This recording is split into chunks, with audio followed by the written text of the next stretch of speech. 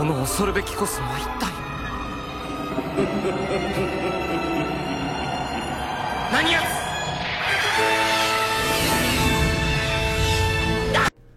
Ah là là là là. Alors ce film, rien qu'à voir les commentaires que je reçois, je sais que cela ne va pas être très facile. Alors déjà, pour clarifier les choses, ne vous attendez pas à voir ici des critiques, c'est de la merde, ouais, le pire des OAV. Non, j'essaye autant que possible d'apporter des analyses, même sur des séries ou des films où c'est plus délicat. Et ici, c'est très clairement le cas sur le 4e film, souvent détesté, moqué. Alors voyons ça tout de suite.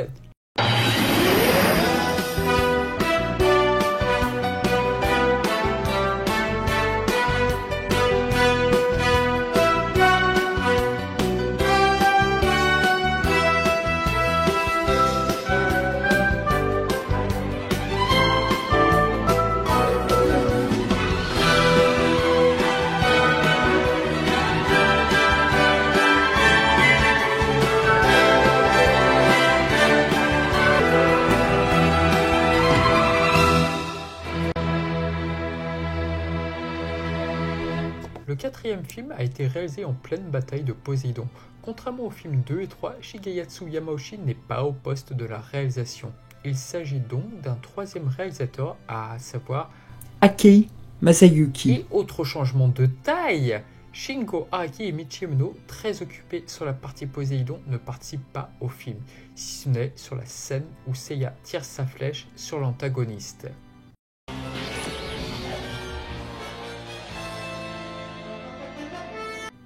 Le film est sorti le 18 mars 1989, soit le même jour de la date de diffusion de l'épisode 112. Si Akei a réalisé ce film, c'est probablement en partie car il connaissait de longue date le producteur Atano. Ils avaient notamment travaillé déjà ensemble pour Ukama Shunen Ken en 1963. Le second film se basait sur la mythologie nordique. Pour ce 4e film, Saint Seiya reprend le thème de l'apocalypse biblique. Ce n'est d'ailleurs pas pour rien si le film a souvent été appelé Armageddon dans les boutiques d'import à l'époque. L'antagoniste du film, Lucifer, oui, c'est Lucifer en personne. Le design du personnage semble être une combinaison de David Bowie et de Devilman. Rajoutons l'immense statue derrière lui représentant Moloch, le dieu Cormus sumérien. L'influence de Devilman tient encore plus dans le sens que quand on sait que Akei Mayuki a travaillé sur la série de 1972, ce n'est sans doute pas un hasard. De tous les antagonistes des films, Lucifer est sans aucun doute le plus cruel. Il fait appel à 3 anciens ennemis vaincus, Eris, Abel et Poséidon. Petite incohérence pour Poséidon qui n'est pas véritablement mort, une ambiguïté curieuse, sachant que la fin de Poséidon était déjà sortie en manga. Quant à Abel, pour les besoins du scénario, il change un peu de personnalité, j'ai envie de dire, non ?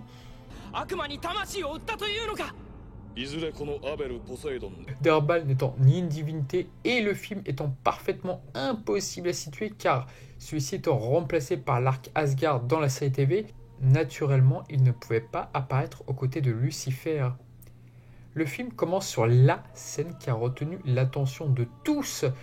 Je parle bien sûr du passage détesté, haï, moqué et historiquement pour le scénariste, Seiya et ses compagnons avaient vaincu les Gold Warriors, puis les Marinaires, qui étaient accompagnés d'un dieu nommé Poséidon. Dans la tête de la production, il était impossible pour eux que les bronzes aient conservé le même niveau qu'à travers la traversée du sanctuaire. Ils sont désormais la nouvelle relève. Ce que je dis est une règle qui marche pour 90% des shonen, mais dans le cadre de Saint Seiya, via les Gold Saints, c'est très délicat, tant ils sont appréciés et leur potentiel est toujours d'actualité.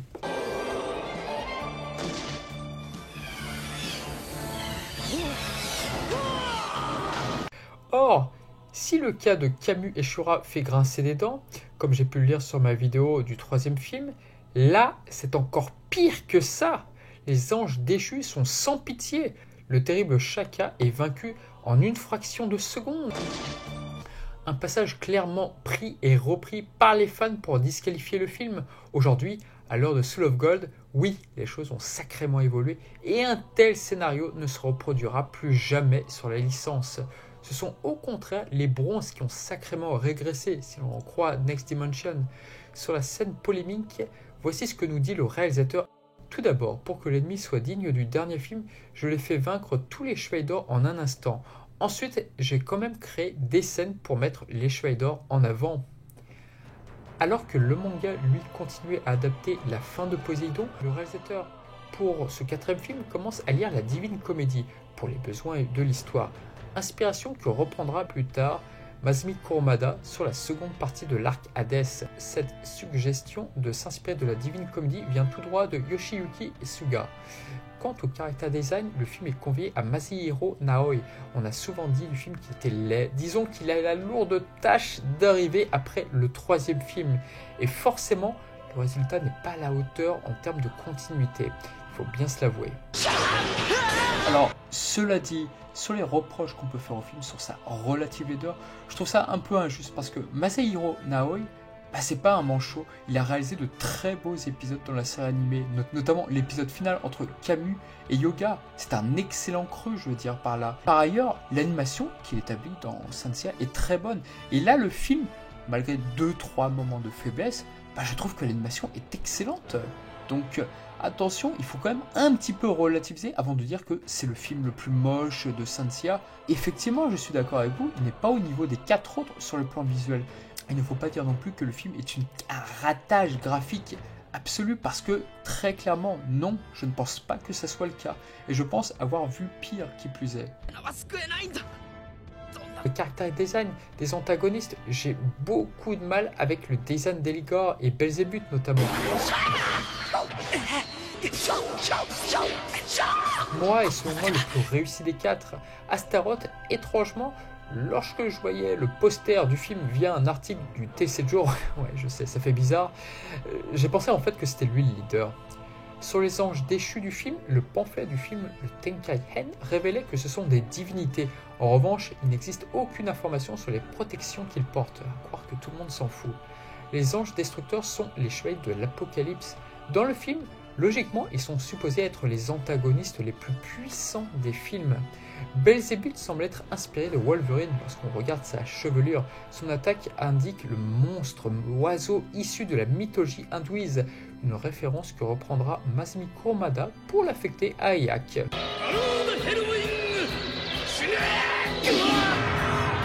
Curieusement, Belzébuth, de par son visage et surtout son attaque, évoque pleinement Ikki. Et par un tour de magie détestable, les deux personnages ne s'affronteront jamais.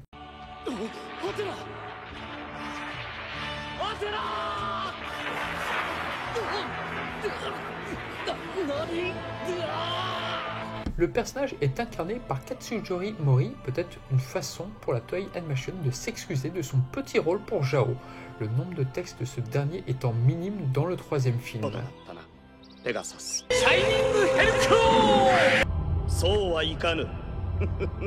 Le personnage devient le dernier rempart, remplaçant ainsi Atlas pour un résultat nettement moins marquant.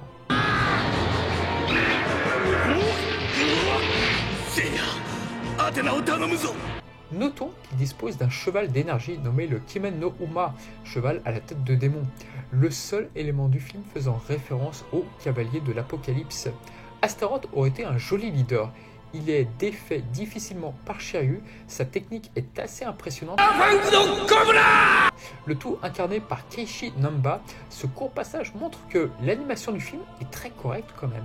Moa est le seul antagoniste à nous rappeler le trait asexué des anges. Le Demon Fantasia est une technique intéressante et par extension émouvante de par la belle mélopée qui l'accompagne, sans parler de la séquence d'animation montrant les papillons.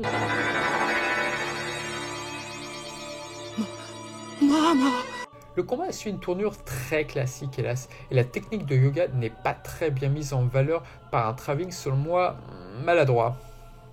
Eligor, un adepte de la torture, assurément. C'est assez drôle que ce soit encore un adepte de la torture. Je me demande s'il ne serait pas inspiré de Yo de Scylla, puisque Shun, justement, affrontait quelqu'un qui prenait plutôt bien son temps pour l'achever. Peut-être qu'il y a une référence là-dessus, je ne sais pas. Notons que c'est le plus long combat de Shun qu'on ait pu voir dans les films. Alors, c'est assez ironique quand on voit la finalité. Il faut dire que Sean était très vaillant en parallèle dans la saga Poséidon. Impossible également de ne pas songer à Balrog ou Vega de Street Fighter 2. D'ailleurs, son visage ne sera jamais révélé dans le film. On a le droit à une belle scène d'animation lorsque Eligor prend l'avantage sur la Nebula Chen. Sa technique, le Seima Toruken, fait référence au kung-fu de la menthe religieuse développée en Chine.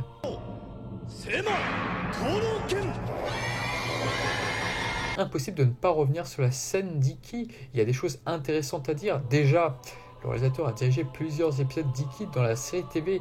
Il souhaitait en conséquence l'introduire proprement. J'ai également porté de l'attention à la manière de représenter Iki. Iki est un meneur, mais en même temps, c'est un personnage qui tourne le dos aux autres et qui est à l'écart. Il est comparable à Monsieur Tsuruta Koji ou Monsieur Ken qui interviennent toujours au sommet où les héros se font ratatiner dans les films de Yakuza. Il n'intervient jamais dans les stades précoces et quand c'est à son tour, il n'apparaît pas tout de suite. On montre d'abord l'ombre du phénix, puis on introduit la voix off et dès que l'on se retourne, on retrouve Monsieur Ken. C'est ce genre de personnage, je voulais le dessiner tournant le dos à son petit frère et s'en allant après avoir prononcé une citation. Il n'accepte pas facilement de venir en aide aux plus faibles. On peut le comparer à un lion qui donne un coup de patte à son propre enfant. Un peu comme dans la mise en scène du dernier épisode de Mazinger Z. Ils ont aussi fait intervenir Gouet Mazinger au moment où Mazinger Z se faisait ratatiner. Personnellement, je suis pas trop fan de sa vision sur le personnage, et quitte à apporter quelques nouveautés, il est dommage de voir Sean une nouvelle fois se faire aider par son frère. Bon, ça dit, on peut reprocher ça sur tous les 5 films, donc voilà. Mais la manière dont ça a été fait que ici, on sentait un peu le ras-le-bol du réalisateur sur la fameuse phrase d'Iki et de Sean, mais pourtant il n'a rien fait pour sauver ça. Au contraire, il a empiré la situation. Donc c'est vraiment dommage. J'ai vraiment du mal avec ce trait-là. Iki, c'est mon frère. Cesse de pleurnicher, reprends-toi. Tu me fais honte, Sean. Pardonne-moi, Iki. Et donc le trait est beaucoup plus grossi et élude à lui seul la vaillante résistance de Sean face à Eligor. Clairement un aspect qui a marqué les détracteurs de Shun à n'en pas douter. Eligor est vaincu beaucoup trop facilement par ailleurs, même s'il est intéressant de le voir battu sur le plan psychologique. Iki quitte Sean d'une manière assez rude, accompagnée d'une de mes musiques favorites d'ailleurs. Une musique qui transpire ce sentiment. C'est notre ultime bataille, on y va. Nous arrivons à la dernière partie du film, celle-ci se passant au Pandémonium, ce temple situé au nord du sanctuaire. Le parcours d'Athéna, quoi qu'on puisse dire de ce film, il ressemble à aucun autre. D'ailleurs, c'était l'intention de base du réalisateur. Je ne voulais pas faire d'Athéna une prisonnière, je l'ai fait donc avancer pas à pas dans un chemin semé d'embûches pour exprimer sa volonté de protéger les humains même en se sacrifiant. Il faut reconnaître que c'est très différent entre ce film-là et la voir de l'autre côté chez Poséidon en train de se faire noyer. Moment du film où Seiya affronte le redoutable Belzébuth.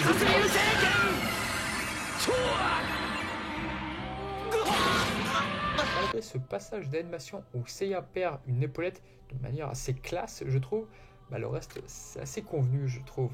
Athéna est plus que mal en point. Iki est finalement là pour offrir l'un des rares moments d'action à Lucifer. Malgré tout, une ambiance gronde derrière cela, une ambiance qui te dit « ça y est, c'est la fin du monde, tout est fini ».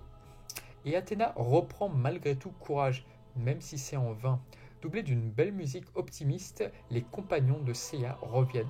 Le film étant précipité, seul Shiryu a une réelle interaction, bien qu'on ne sache comment. Il a été vaincu.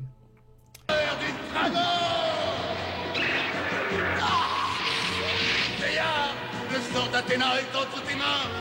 Contrairement à une illustration indiquée du film, que je déteste du coup parce qu'elle nourrit un faux espoir, seul Seiya est doté d'une armure d'or dans ce film et vainc naturellement Belzébuth. Ce passage d'ailleurs m'a beaucoup fait marrer dans la VF, via Nicolas Marié.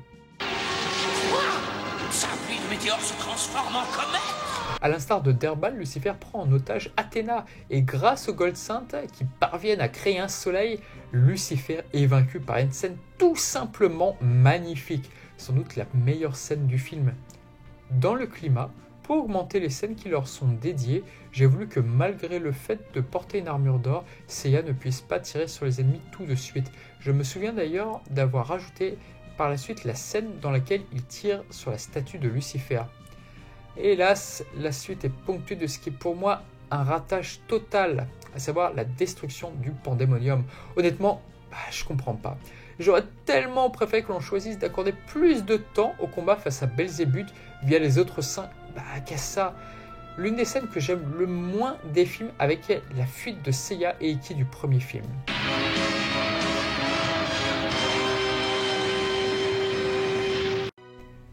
Le premier film se termine par une merveilleuse musique. Notons que dans la tête de la production, il devait s'agir du dernier film. Et c'est probablement pour ça que le dernier plan représente la Terre. Une manière de boucler la boucle via le premier film chez qui c'était le premier plan. Alors, que dire de ce film ? C'est compliqué.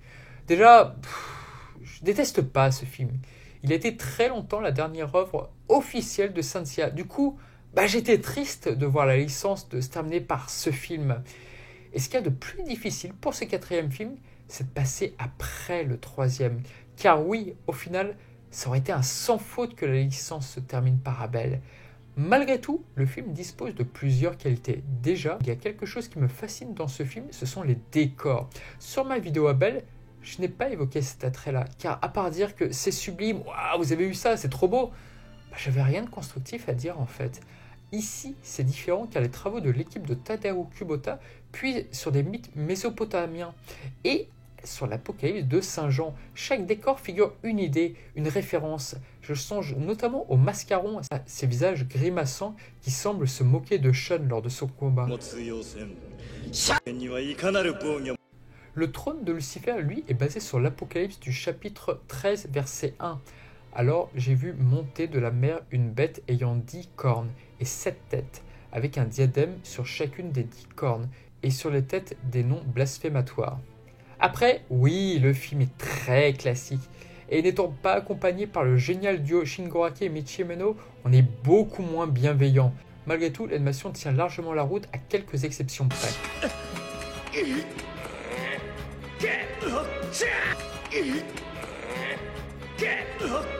Il y a aussi un autre aspect du film qui peut être déconcertant, c'est sa relative violence. Oui, le film est gore. Masayuki Akei avait réalisé quelques épisodes de la série, notamment l'épisode 32 où Ikki fait face au Black Saint notamment.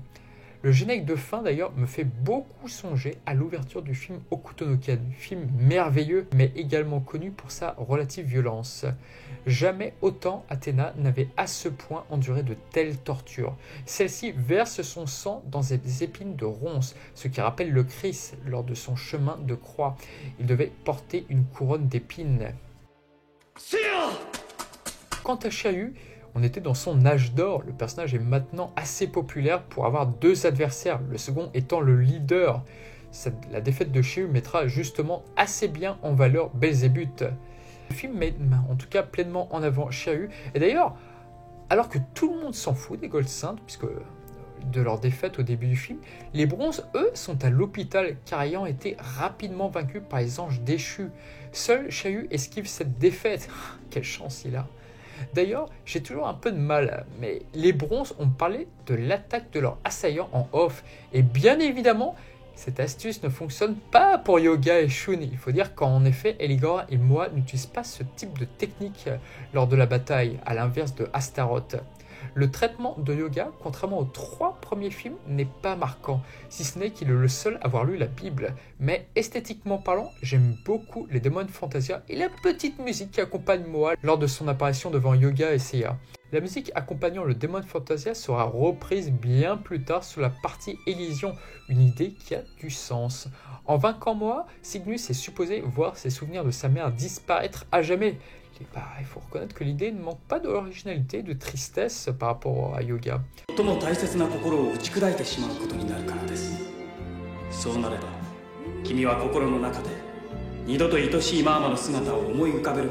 J'ignore en combien de temps le film a été produit, mais lors de la bataille finale, tout ceci semble être un peu précipité. Déjà, pour un film, il y a un truc qui passe moyen chez moi, mais vraiment, ce sont les répétitions des plans comme cela. En effet, ce plan de Seiya est utilisé 2 fois. Comme indiqué tout à l'heure, on ne sait pas comment Xiaoyu est vaincu. Ikki n'a pas le droit à un retour. Bref, ça va beaucoup trop vite.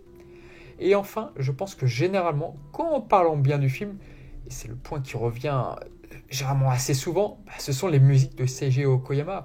Quand j'ai commencé à surfer sur la toile dans les années 90, les musiques du film n'emballaient pas beaucoup de personnes. En réalité, pas vraiment, parce que les musiques du film rappelaient immédiatement le film qui s'y rattachait. Aujourd'hui, maintenant qu'elles ont été réutilisées avec le Johnny Q, elles ont largement été réhabilitées.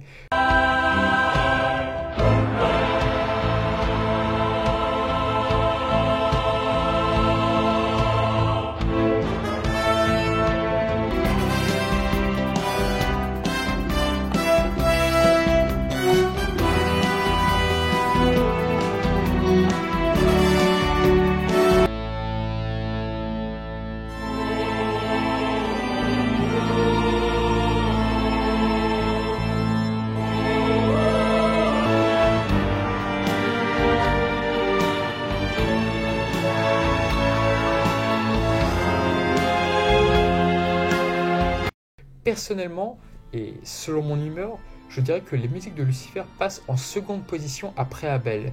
Mais vraiment selon mon humeur. J'adore les musiques du film Asgard, attention, j'adore la musique d'Asgard, la série TV, mais parfois, quand le cœur m'en dit, ce sont celles du 4e film qui me viennent à l'esprit. Quelques petits mots du compositeur.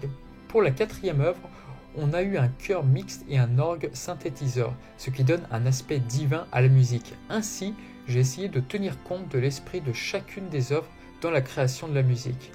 Alors vraiment de très grandes musiques, et le thème de Lucifer et de son orgue resteront dans les mémoires à n'en pas douter. Il y a d'ailleurs une petite reprise, d'ailleurs j'ai l'impression dans le Tenkei N, ou une petite influence avec Apollon. Alors on peut y lire que Seiji Okoyama s'est inspiré de la 9e symphonie de Dvorak du Nouveau Monde.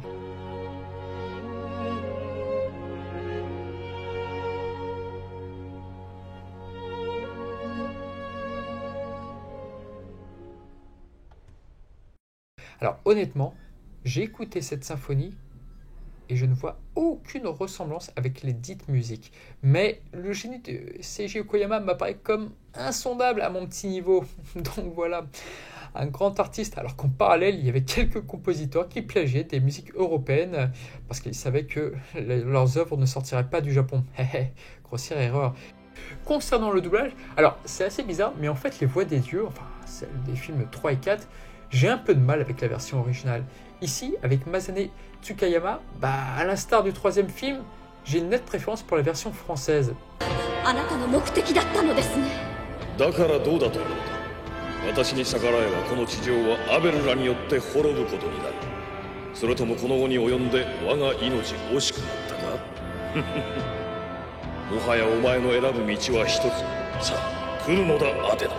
C'était donc là ta véritable intention, Lucifer? En effet, je ne m'en cache pas.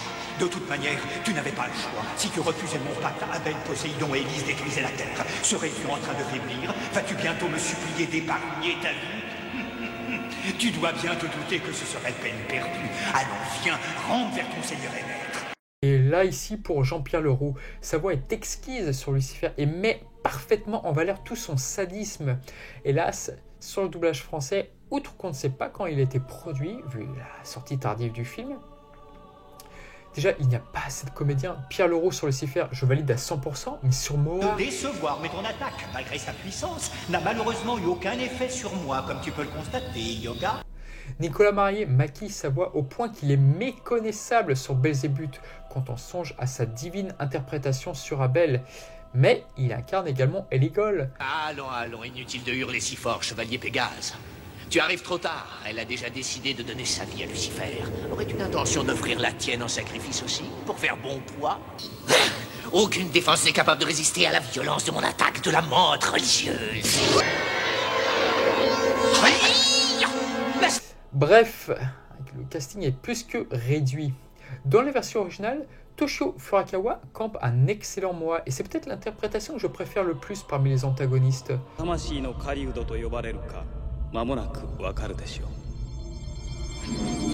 Alors, quelques idées du film seront reprises plus tard dans le manga, mais peut-être que ce sont des indications ou des idées qu'a donné Masami Kurumada à la Toei Animation. On ne sait pas. Quoi qu'il en soit, le 7 février 1989 apparaissait le premier chapitre de l'arc Hades. Or, le film n'ayant certainement pas été fait en un mois, puisqu'il est sorti donc le mois suivant, à l'instar du manga, la bataille où les Gold sont vaincus se passe de nuit, exactement comme le début du film. Et encore, les concernant, ceux-ci parviennent à produire un soleil, une idée qui sera décisive lors du Mekai. Un film très difficile à chroniquer. En réalité, je ne trouve vraiment pas le film aussi moche que certains ne veuillent bien le dire. Effectivement, le design des nouveaux antagonistes fait peut-être peine à voir après les Corona Saintes. Ça, je suis totalement d'accord avec ça. Mais au niveau des bronzes, au niveau de la silhouette de Lucifer, je trouve que le résultat, je le trouve assez convaincant. Mais il est très difficile. En fait, ce film a le même problème que le 11e film de Dragon Ball Z, à savoir renommé en France Bio Broly. C'est-à-dire qu'en fait, l'antagoniste n'a pas plu, et pour la plupart des personnes, le film devenait moche et hideux. Or, quand vous regardez le 11e film de Dragon Ball Z, vous verrez que techniquement, il est magnifique. La réalisation est surprenante et même assez violente. Donc, sur cet aspect-là, je pense que Lucifer ressemble beaucoup à ce film dans le ressenti des fans. Et je pense que malheureusement, vu que le film n'est pas très populaire, je pense que c'est pour ça que Masahiro Naoi n'a pu jamais participer à un projet de Saint Seiya à cause de ce qu'on a retenu de lui, à savoir ce film. Or, c'est dommage qu'on ait oublié un petit peu le reste de sa carrière, tout du moins sur Saint Seiya. Et d'ailleurs, je me demande comment on fait la Toei Animation pour pouvoir le convaincre de revenir sur la série Saint Seiya Omega. Ça reste un mystère. Quoi qu'il en soit, on peut le voir sur notamment les premiers épisodes. Et puis continuez à vous enthousiasmer sur la licence. Voilà, à bientôt.